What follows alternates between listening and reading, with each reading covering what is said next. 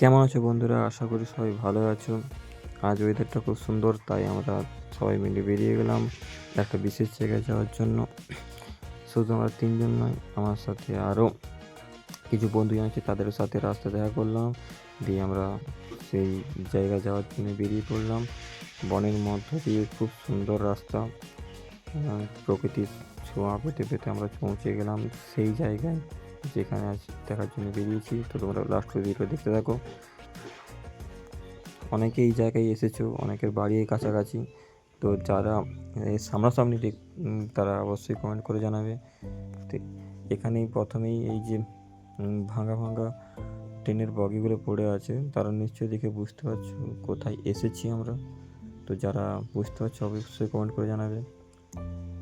এটা হচ্ছে 2010 সালের 28শে মেতে ঝাড়গ্রামের কাছাকাছি যে ট্রেন দুর্ঘটনা ঘটেছিল, জ্ঞানেশ্বরী এক্সপ্রেস দুর্ঘটনা, সেই স্পটেই আমরা এসেছি আজ দেখতে। তো গাড়ির ইঞ্জিন দুটো মুখোমুখি অবশ্য রয়েছে। তো সেই উল্টো সাইডে এলাম, দিয়ে সেখানে আমরা দেখতেছি যে কি দেখা যাচ্ছে। আপাতত অনেক ট্রেনের বগিগুলো পড়ে আছে। ভিডিও দেখতে পাচ্ছ সেই পিছন সাইডও, মানে অপোজিটে সেখানে এক্সপ্রেসের বগিগুলো পড়ে আছে, আর এ পাশেও কিছু কিছু রয়েছে। তো সেগুলো আমরা দেখার চেষ্টা করছি। ক্যামেরাটা উল্টো দিকে ঘুরাচ্ছিল, আমরা বগির দিকে দেখতেছিলাম। তো তাই সেখানে দেখানো সম্ভব হয়নি। এবার ঘুরলাম, সবাই দেখো কীভাবে অ্যাক্সিডেন্ট হয়েছিল সেটা তো কল্পনা করার বাইরে আমাদের। এত বড় ট্রেনটা উল্টে গিয়েছিল।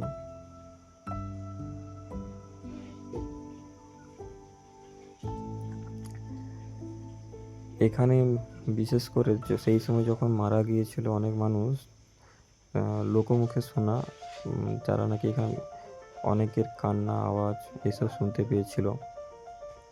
তো এখন ওসব কিছুই নেই। তো তো সেই অবস্থায় যে কী ঘটেছিল তা আমাদের কল্পনারও বাইরে। এই ভাঙা অংশটা দেখে বুঝতেই পারছো। তো আমরা একটু আগের দিকে যাওয়ার চেষ্টা করছি যে ট্রেনের বগিগুলো কতগুলো পড়ে আছে, প্রায় 7-8টার উপরে হবে। তো পাশে কিছু রয়েছে প্রায় 5-6টা, আর এই পাশে কিছু রয়েছে 4-5টা, শুধু বগি, ইঞ্জিনটা বাদে। তো আমরা সেগুলোই দেখার চেষ্টা করছি। আগেও দুটো ছিল, এবং সেখানে অবশ্য আমাদের আরপিএফ একজন আছে জওয়ান, যিনি